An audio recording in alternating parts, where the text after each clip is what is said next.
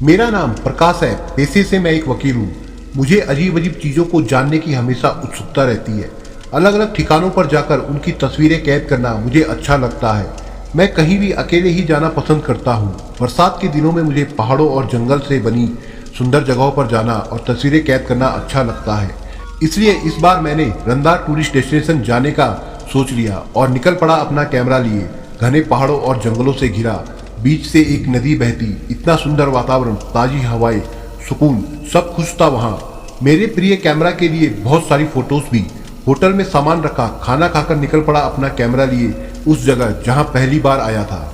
जहाँ ज्यादा टूरिस्ट घूमते उसका उल्टा मैं अकेले ही कहीं पे जाना पसंद करता था। इसलिए मैं चल पड़ा अंदर आगे घने जंगल में। फोटोज क्लिक करते हुए मेरे सामने एक पहाड़ी आ गई। पहाड़ी बड़ी थी तो चढ़ने में वक्त लगा, पर जैसे ही सबसे ऊपर पहुंचा मानो स्वर्ग मिल गया हो। इतना अच्छा नज़ारा मैंने आज तक नहीं देखा था। वहां मेरे सिवा कोई और नहीं था। मैं फिर तस्वीरें क्लिक करने लगा। मैंने कैमरा की लेंथ बढ़ा दी ताकि दूर तक का दृश्य कैद कर सकूं। तभी मैंने देखा कि दूर नदी के उस पार जंगल में एक गांव भी था। कुछ दूर देखा कुछ मछुआरे मछली पकड़ रहे थे। मेरी उत्सुकता फिर जाग गई। शाम होने वाली थी, पर मैंने सोच लिया था सुबह जल्दी निकलकर वहां जाकर उन मछुआरों और गांव के फोटोज जरूर लूंगा। वापस होटल आकर मैंने उस जगह की होटल के मैनेजर से पूछताछ की। प्रकाश सुनो, मैंने दूर एक जगह देखी है, वहाँ एक गांव है और नदी में मछुआरे भी देखे। वहाँ मुझे जाना है, कोई आसान रास्ता? मैनेजर, नहीं सर, वो जगह हमारी डेस्टिनेशन में नहीं आता है और वहाँ कोई नहीं जाता है। उस गांव के मछुआरे कभी भी किसी को वहाँ आने नहीं देते।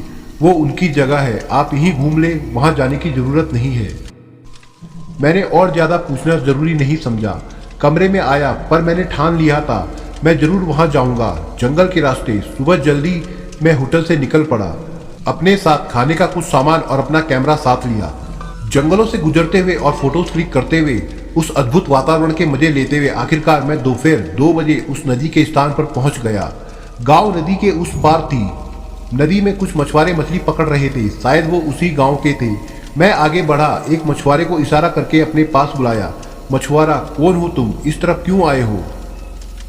देखो, मुझे आपके और आपके गांव के कुछ फोटोज क्लिक करने हैं। मुझे जरा उस पार छोड़ दोगे? मछुआरा, सुनो, अब चले जाओ यहाँ से। इस तरफ आने की अब कोशिश भी मत करना। वो गुस्से से मुझे घूरते हुए अपने नाव लिए वहां से चला गया, पर मैं भी कहाँ मानने वाला था। वहीं ठहरा रहा। कुछ घंटे बाद वो सभी मछुआरे गाँव की तरफ चले गए।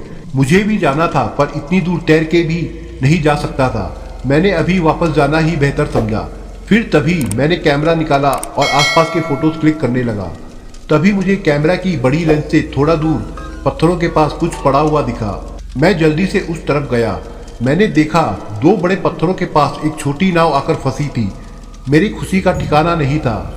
शायद उसी ओर से कभी ये नाव अपने आप बहकर यहाँ फंसी होगी।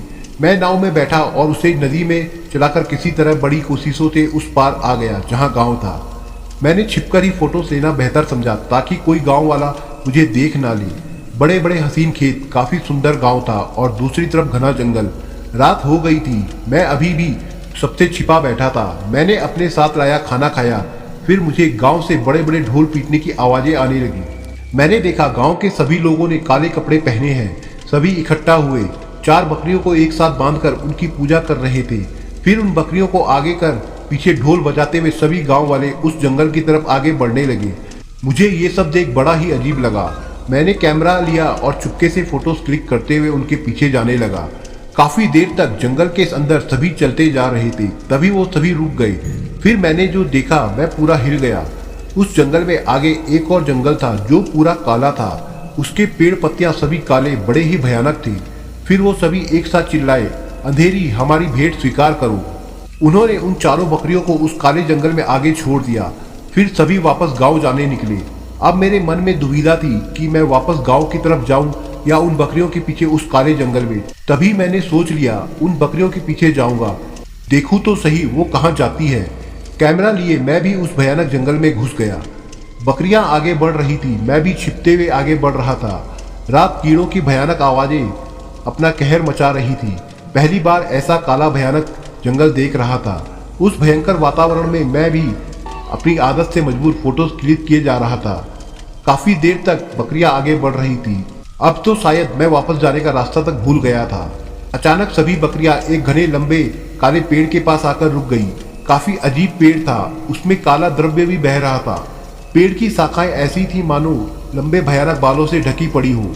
बकरियां शांत खड़ी थी, अजीब सा भयानक सन्नाटा पसरा हुआ था। तभी उस पेड़ से आकर कुछ साये जैसा उन बकरियों के ऊपर गिरा। ये देख मैं दहल गया। एक बकरी अचानक छटपटाने लगी। मुझे उस तरफ से ज्यादा कुछ दिखाई नहीं दे रहा था। मैं पत्तियों को हटाकर बाहर निकला और उन बकरियों के पास गया। मैंने जो देखा उसे देखकर मैं थर थर कांपने लगा। मेरा दिल जोरों से धड़कने लगा, मानो अभी मेरी छाती चीरकर बाहर आ जाएगा। सामने एक बकरी को किसी साये ने बुरी तरह जकड़ लिया था। वो साया उस बकरी की गर्दन से खून चूस रहा था। तभी उस साये ने बकरी के अंदर गड़ाए अपने भयंकर नुकीले दांत बाहर निकाले। अब वो मेरी तरफ देखने लगी। उसके भयानक दांतों में खून साफ नजर आ रहा था। उसकी काली बड़ी बड़ी आंखें, लंबे भयानक बाल, मुंह खून से लथपथ, काला शरीर, बड़े नुकीले नाखून, बड़ी ही भयानक चुड़ैल जैसी थी। मैंने तो जैसे उसे देखा सुन पड़ गया था। आज मैंने किसी शैतानी ताकत को देख लिया था। वो उठ खड़ी हुई और गुस्से से भयानक आवाजें निकालती हुई मेरी तरफ बढ़ने लगी। तभी मैंने खुद को संभाला और तेजी से उस काले जंगल में भागने लगा। वो भी मेरे पीछे पड़ गई थी। शिकारी बिल्ली की तरह वो भी मेरे पीछे भाग रही थी। मैं चूहा बन छिपते हुए उससे बचने की कोशिश कर रहा था। एक बड़े पेड़ के पीछे छिप बैठा वो गुस्से से मुझे खोज रही थी, मानो मेरे मिलने पर मुझे कच्चा ही खा लेगी। मैं डर से कांप रहा था। तभी वो चुड़ैल दूसरी तरफ मुझे खोजने चली गई। मौका पाते ही मैं उसकी विपरीत ओर भागा। भागते भागते थक गया तो फिर थोड़ी देर छिपकर एक पेड़ के पास बैठ गया।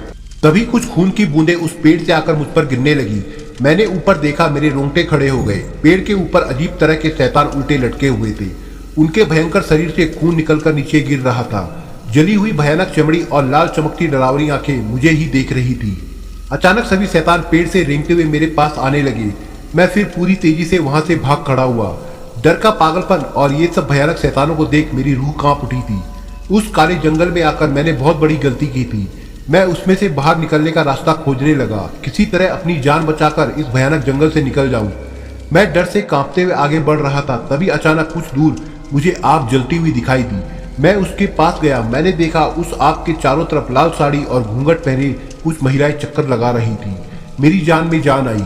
मैं आगे बढ़ा और बोला, सुनिए, क्या आप मेरी मदद करेंगी? ये सुनते ही वो सभी महिलाएं रुक गई। एक साथ सभी का घूंघट उठने लगा। फिर मैंने जो देखा, मेरा पूरा शरीर डर के मारे कांपने लगा। उन सभी महिलाओं के सिर नहीं थे और कटे हुए धड़ से खून बह रहा था। वो सभी मेरी ओर बढ़ने लगी। मैं फिर भागने लगा। अपनी जिंदगी की सारी दौड़ मैंने आज ही पूरी कर ली थी। मैं फिर उस भयानक जंगल में इधर उधर भागने लगा। शायद आज मैं मरने वाला था। तभी फिर मुझे अपने सामने वही बकरी का खून चूसने वाली चुड़ैल गुस्से से घूरती हुई नजर आई। मैं फिर भागा, पर वो चुड़ैल भी अब मेरे पीछे थी। भागते भागते मैं गिर पड़ा। वो चुड़ैल उड़ती हुई मेरे पास आने लगी। मेरा मरना अब तय था। वो भयंकर चुड़ैल मेरे पास आई। उसका भयानक हाथ लगते ही मैं डर से कांपते हुए बेहोश हो गया। अगली सुबह मैं चारपाई पे लेटा था। मेरी आंख खुलते ही मेरे सामने गांव के कुछ लोग खड़े थे।